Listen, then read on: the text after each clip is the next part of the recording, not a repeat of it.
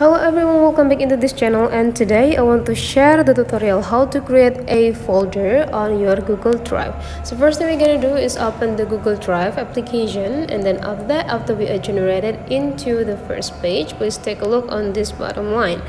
So make sure you are in either start or shared or files. So you just so that will be the section where this plus button is appear, and if you see this plus button is appear, just click plus and click folder to create a new folder.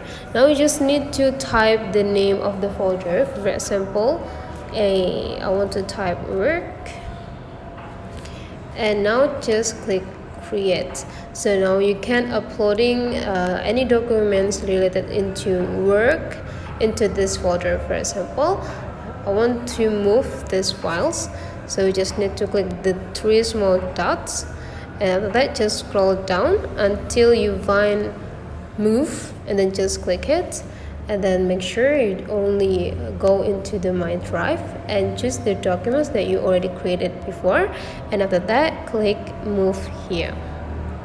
And that's all the way how you make or create a new folder into Google Drive. If you find that this video is really useful for you, don't forget to subscribe into this channel.